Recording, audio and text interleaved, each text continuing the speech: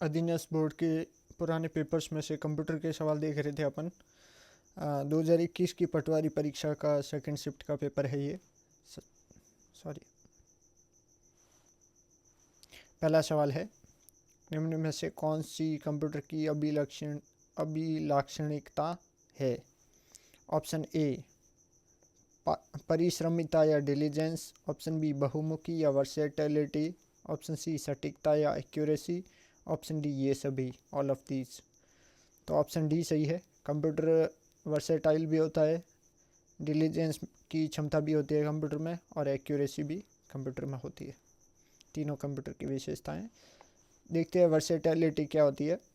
एक ही समय में विभिन्न प्रकार के विविध कार्य कर सकता है। जैसे कंप्यूटर एक ही टाइम पे म्यूजिक भी प्ले कर सकता है, और पिक्चर्स भी दिखा सकता है, और दूसरे भी लॉजिकल ऑपरेशन भी कर सकता है। तो एक ही टाइम पे बहुत सारी चीज़ें कर सकता है वो, और विभिन्न प्रकार की चीज़ें कर सकता है, इसलिए इसको वर्सेटाइल या वर्सेटिलिटी कंप्यूटर की एक विशेषता है। एक विशेषता है डिलीजेंस या फिर परिश्रमिता, जिसका मतलब है कि कंप्यूटर बिना थके या एकाग्रता खोए लगातार काम कर सकता है। इसको डिलीजेंस कहते हैं। लगातार बिना थके काम करने की क्षमता को डिलीजेंस कहते हैं। अगला है सटीकता या एक्यूरेसी। यह 100% सटीकता के साथ गणना करता है और त्रुटि रहित परिणाम देता है। अगर अपन उसको सेम इनपुट देंगे तो हर बार वो सेम ही आउटपुट देगा, उसमें कोई भी वेरिएशन नहीं आएगा। इसलिए इस एक्यूरेसी कंप्यूटर को एक्यूरेट माना जाता है, क्योंकि वो एक मशीन है। तो ये कंप्यूटर की कुछ विशेषताएं हैं: वर्सेटिलिटी, डिलीजेंस एंड एक्यूरेसी। आगे बढ़ते हैं।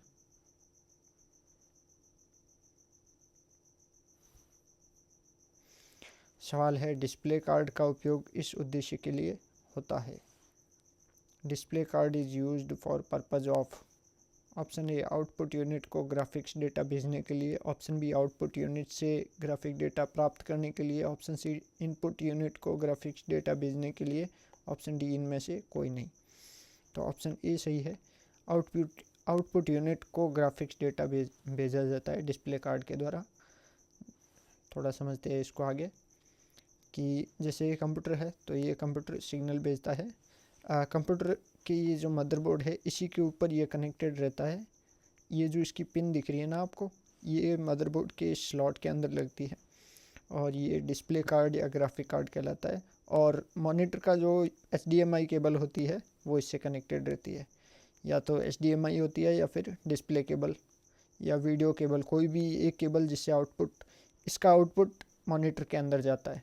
तो मॉनिटर हमको जो भी इसके थ्रू डेटा आता है वो शो करता है।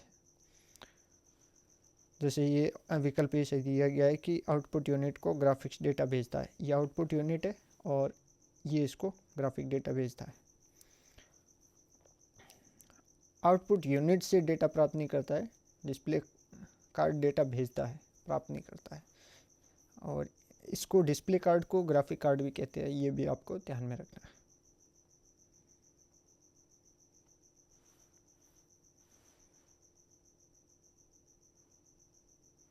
आगे बढ़ते हैं। सवाल है, डैश MS वर्ड डॉक्यूमेंट में उपयोग के लिए तैयार पूर्व निर्मित इमेजेस से संदर्भित है। Dash refers to pre made images ready for use in MS Word documents. कौन सी इन चारों में से कौन सी है जो प्री मेड इमेजेस को प्रदर्शित करता है, जो कि MS वर्ड में पहले से अवेलेबल होती है? Option A autofill, option B clip art, option C word art, option D auto shape. अब अगर आपको थोड़ा भी पता हो MS एक्सेल का, MS वर्ड का, तो उसमें इमेजेस सिर्फ क्लिप आर्ट में होती है। ऑटो शेप में तो शेप्स होती है, वर्ड आर्ट में टेक्स्ट होता है, ऑटो फिल में भी टेक्स्ट ही होता है। तो ऑप्शन बी सही है, क्लिप आर्ट। थोड़ा इसको और विस्तार से देखते हैं। जैसे ऑटो फिल में क्या होता है, जैसे 1-2 डेटा दिया हुआ सोमवार मंगलवार, तो इसको अगर यहाँ से ड्रैग करेंगे तो ये अपने आप आगे फिल कर देगा, बुधवार गुरुवार शुक्रवार ऐसा करके। इसको बोलते हैं ऑटो फिल। वर्ड आर्ट क्या होता है, ये टेक्स्ट को अलग अलग डिज़ाइन वगैरह प्रदान करते हैं, उसको वर्ड आर्ट बोलते हैं। जैसे यह टेक्स्ट को विशेष सजावटी और स्टाइलिश प्रभाव देने की अनुमति देता है। ऑटो शेप में जो शेप्स होती है उनको बिल्कुल सटीक बनाया जाता है। यह विभिन्न प्रकार की तैयार आकृतियाँ जैसे तीर, सितारे, फ्लो चार्ट, सिंबल प्रदान करता है। और जो क्लिप आर्ट होता है उसमें बहुत सारी इमेजेज होती है, जैसे ये इसमें दिखाया गया है इस तरह से बहुत सारी प्रीमेड इमेज होती है जो अपन MS वर्ड में यूज़ करते हैं। आगे बढ़ते हैं। सवाल है कि निम्न में से कौन सी इनपुट युक्ति प्राय लैपटॉप का एक मानक लक्षण है? Which input device is usually a standard feature of laptop? Option A graphic tablet, option B alphanumeric keyboard, option C touch pad, option D magnetic stripe reader. तो ऑप्शन सी सही है। Touch pad जो होता है वो laptop के अंदर पहले से बिल्ट इन आता है, इसलिए ये उसकी मानक लक्षण है लैपटॉप का। देखते हैं। ग्राफिक टैबलेट ऐसा होता है जो कि इसको एक्सटर्नली USB से कनेक्ट कर सकते हैं अपन लैपटॉप से या कंप्यूटर से। यह एक बाहरी ड्राइंग डिवाइस है, लैपटॉप की मानक सुविधा नहीं है, इसको बाहर से कनेक्ट करते हैं, ये लैपटॉप में बिल्ट इन नहीं होता है। अगला है अल्फ़ा न्यूमेरिक कीबोर्ड। यह लैपटॉप के लिए आवश्यक है लेकिन डेस्कटॉप कंप्यूटर पर भी मानक है। यानी कि ये अल्फ़ा न्यूमेरिक का मतलब हुआ अल्फ़ा यानी अल्फ़ाबेट्स, न्यूमेरिक मतलब नंबर्स, और कीबोर्ड यानी कीबोर्ड।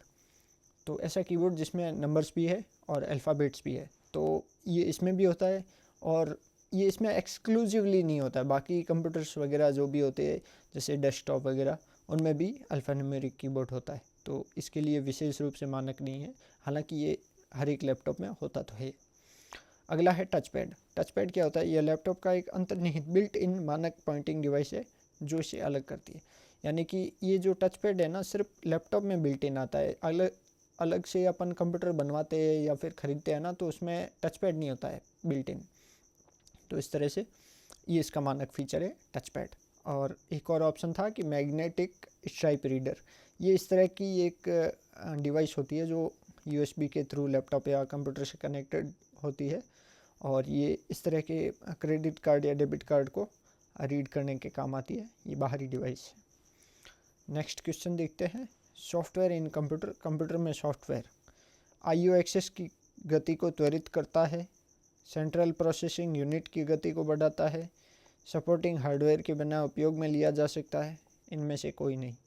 तो इसका सही जवाब है ऑप्शन डी, इनमें से कोई नहीं। क्योंकि IO यानी कि इनपुट आउटपुट के एक्सेस की गति को ये सॉफ्टवेयर नहीं बढ़ा सकता, वो तो हार्डवेयर पे डिपेंड करता है। सॉफ्टवेयर तो सिर्फ उसको निर्देशित कर सकता है। और CPU की गति को भी सॉफ्टवेयर से नहीं बढ़ाया जा सकता, वो तो CPU अगर पावरफुल है तो उसको यूज़ किया जा सकता है सॉफ्टवेयर की मदद से। सपोर्टिंग हार्डवेयर के बिना उपयोग में लिया जा सकता है। सॉफ्टवेयर जो होता है वो हार्डवेयर को निर्देश प्रदान करने का, निर्देशों का समूह होता है जो हार्डवेयर को मैनेज करने में काम आता है, तो बिना हार्डवेयर के तो यूज़ नहीं किया जा सकता। थोड़ा और एक्सप्लेनेशन देखते हैं इसका। जैसे कंप्यूटर में सॉफ्टवेयर मिथक बनाम सच्चाई।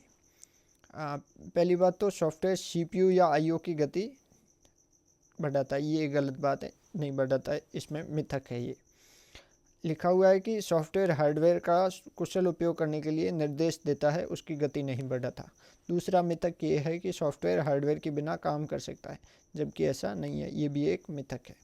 सच्चाई ये है कि सॉफ्टवेयर को चलने के लिए CPU, मेमोरी और स्टोरेज जैसे हार्डवेयर की आवश्यकता होती है। अब पूछा है कि सॉफ्टवेयर क्या है? ये निर्देशों का एक समूह है। यह हार्डवेयर को बताता है कि उसे क्या करना है। सॉफ्टवेयर का प्राथमिक कार्य हार्डवेयर को कार्य करने के लिए निर्देशित करना है। तो सॉफ्टवेयर और हार्डवेयर दोनों मिलकर कंप्यूटर का निर्माण करते हैं, और सॉफ्टवेयर जो निर्देशों का समूह है उसकी मदद से हार्डवेयर को अपन यूटिलाइज कर सकते हैं। अगला सवाल है, एक मैग्नेटिक डिस्क के लिए निम्न में से कौन सा सत्य नहीं है? Which of the following is not true for magnetic disk? Option A है, एक मैग्नेटिक डिस्क का एक्सेस टाइम मैग्नेटिक टेप की तुलना में बहुत कम है। दूसरा है, यह भंडारित डेटा पर केवल अनुक्रमिक एक्सेस देता है। तीसरा है, यह मैग्नेटिक टेप की अपेक्षा महंगी है। ऑप्शन डी है ये सभी। तो ऑप्शन बी सही है। अब क्यों सही है मैं आपको बताता हूँ। देखिए, मैग्नेटिक टेप तो होती है जो कैसेट में आती थी ना, काली रिबन टाइप, उसको बोलते हैं। काली रिबन क्या मतलब, वो पूरी कैसेट को ही मैग्नेटिक टेप बोलते हैं, और वो सीक्वेंस से चलती है। जबकि टेप जैसे मैं अगली स्लाइड में आपको समझाऊँ, जैसे ये है, ये इसके इस भाग पे जो डेटा है उसका एक्सेस अपन तभी कर सकते हैं जब ये पूरा भाग या तो चल चुका है या फिर अपन ने फास्ट फॉरवर्ड कर दिया है, तब ये भाग पे जो डेटा सेव है वो तभी अपन एक्सेस कर सकते हैं। जबकि मैग्नेटिक डिस्क जो होती है, जिसको अपन हार्ड डिस्क भी बोलते हैं, उसमें अपन किसी भी सेक्टर का डेटा पहले एक्सेस कर सकते हैं और किसी का भी बाद में कर सकते हैं, वो सीक्वेंस से नहीं चलती है। तो पहला अंतर तो यही हो गया। यहाँ पे थोड़ा और विस्तार से दिया हुआ है, एक बार समझ लेते हैं। एक तो हार्ड डिस्क तेज़ होती है, मैग्नेटिक डिस्क जो जिसको बोलते हैं वो तेज़ होती है, या टेप की तुलना में बहुत तेज़ी से डेटा पहुंचाती है, और ये धीमी होती है। जो मैग्नेटिक टेप होती है या कैसेट होती है वो धीमी होती है। और एक ये डायरेक्ट या रैंडम एक्सेस जो मैंने अभी बताया, सीक्वेंस से इसमें डेटा एक्सेस करने की ज़रूरत नहीं पड़ती, अपन को रैंडम एक्सेस भी मिल जाता है। डेटा को सीधे किसी भी स्थान से पढ़ा या लिखा जा सकता है।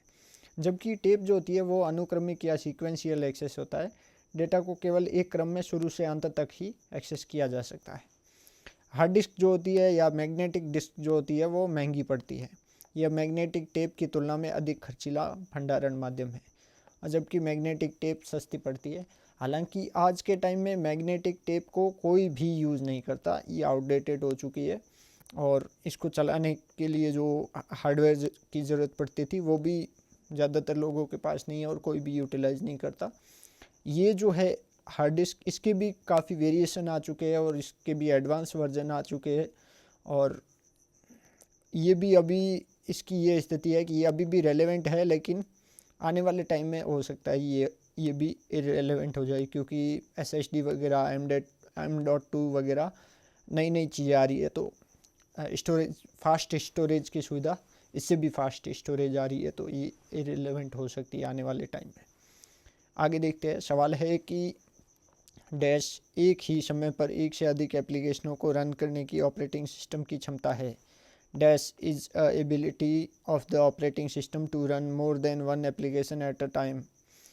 तो एक से अधिक एप्लीकेशन एक टाइम पे जो रन कर पाता है ऑपरेटिंग सिस्टम, उस क्षमता को क्या नाम दिया गया है? क्या उसको बूटिंग कहते हैं, क्या उसको कॉपिंग कहते हैं, या उसको पेस्टिंग कहते हैं, या फिर मल्टीटास्किंग? तो ऑप्शन डी सही है। एक समय पे एक से अधिक एप्लीकेशन यूज़ कर पा रहे हैं, ये क्षमता अपन को ऑपरेटिंग सिस्टम प्रदान करता है, और इस क्षमता को मल्टीटास्किंग कहते हैं। जैसे अपन फ़ोन में भी कभी कभार कर सकते हैं मल्टीटास्किंग, यूजुअली अपन करते भी है। देखते हैं यहाँ पे क्या लिखा हुआ है। यहाँ पे एक परिचय दिया हुआ है कि जैसे एप्लीकेशन 1 में कोई बुक है या वर्ड फाइल खुली हुई है, एप्लीकेशन 2 में अपन पेंट खोल के बैठे हैं, ऑप्शन एप्लीकेशन 4 के तौर पर 4 या फिर 5, 10 जितनी भी एप्लीकेशन अपन को ज़रूरत है उतनी खोल सकते हैं।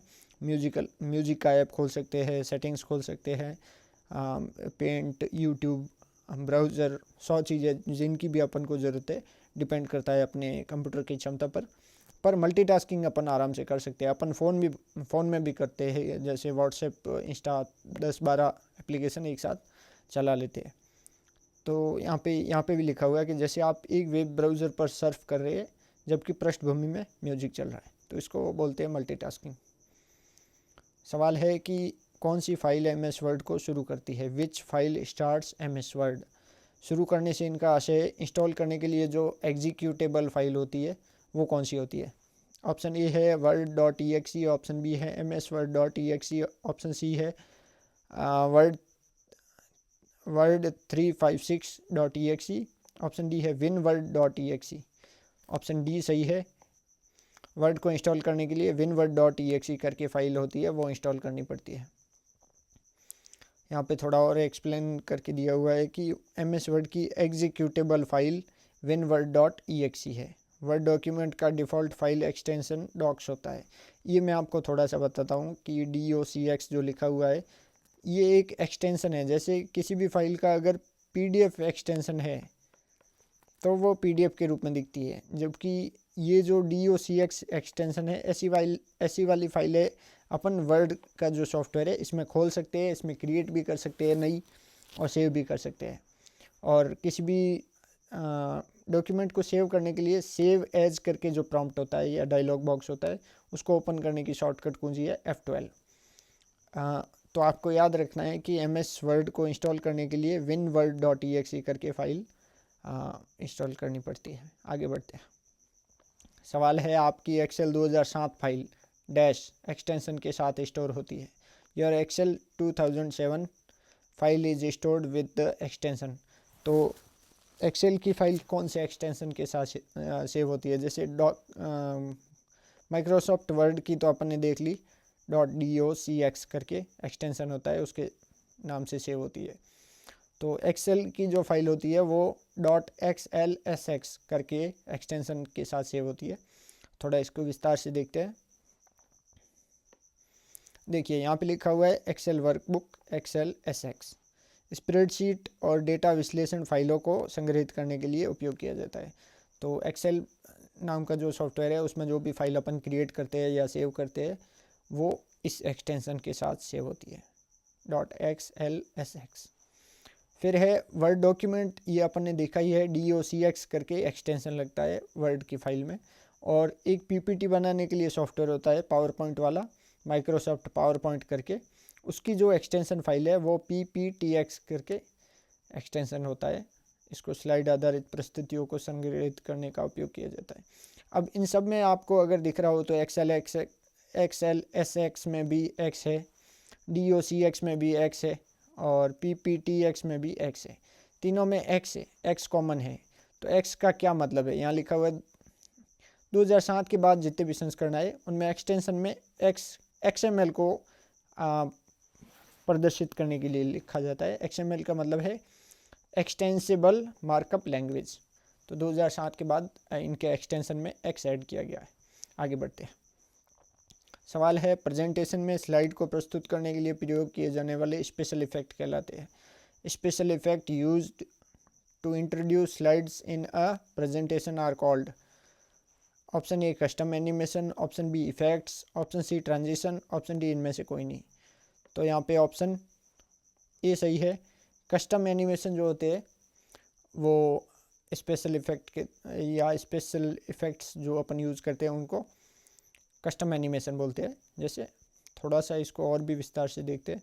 स्लाइड ट्रांजिशन और इसमें थोड़ा सा फ़र्क बताया गया है कि स्लाइड ट्रांजिशन क्या है।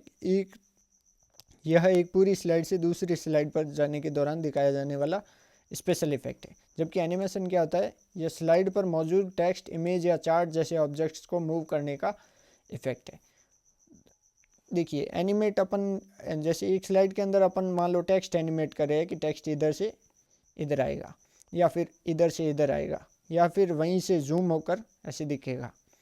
तो ये तो हो गया कस्टम एनिमेशन। जबकि दो स्लाइड के बीच में जो आता है उसको बोलते हैं ट्रांजिशन। ये स्लाइड के बीच आता है और जैसे एनिमेशन होता है वो स्लाइड के अंदर होता है। चलिए आगे बढ़ते हैं। सवाल है आउटलुक एक्सप्रेस है एक। Outlook Express is an. Option A protocol, option B network, option C browser, option D email client. तो आउटलुक एक्सप्रेस जो है वो एक ईमेल क्लाइंट है जो कि माइक्रोसॉफ्ट ने डेवलप किया है। और ये जैसे जीमेल एक ईमेल क्लाइंट है वैसे आउटलुक एक्सप्रेस भी है। थोड़ा और विस्तार से देखते हैं इसको। वो सेम ही चीज़ है कि भाई ये प्रोटोकॉल नहीं है, ना ही कोई ब्राउज़र है और ना ही कोई नेटवर्क है। ये एक ईमेल क्लाइंट है जहाँ पे अपन अपनी ईमेल आईडी क्रिएट कर सकते हैं, दूसरों को ईमेल भेज सकते हैं, बिल्कुल जीमेल की तरह।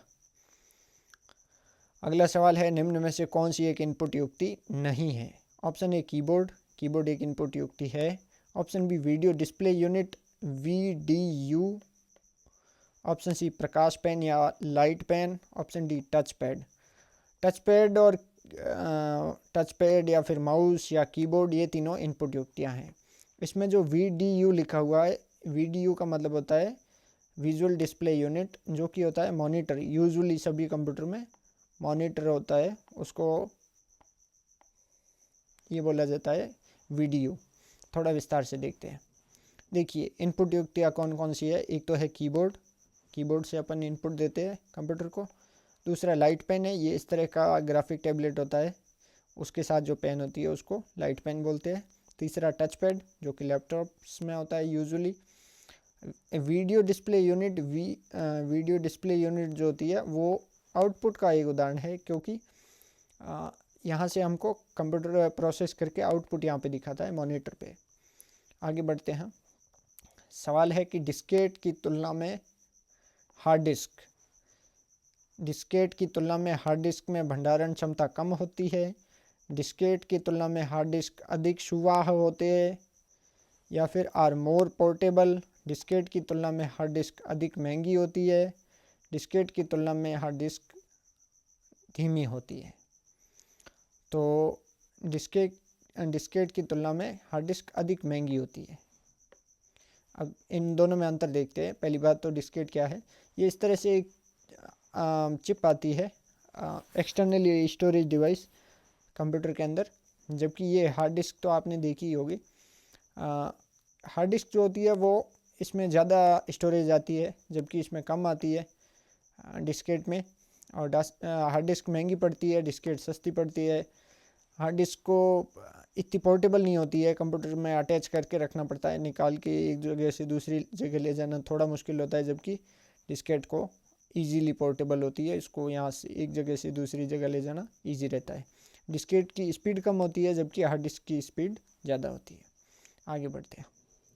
सवाल है, स्क्रीन का रेजोल्यूशन डैश के द्वारा निर्दिष्ट किया जाता है।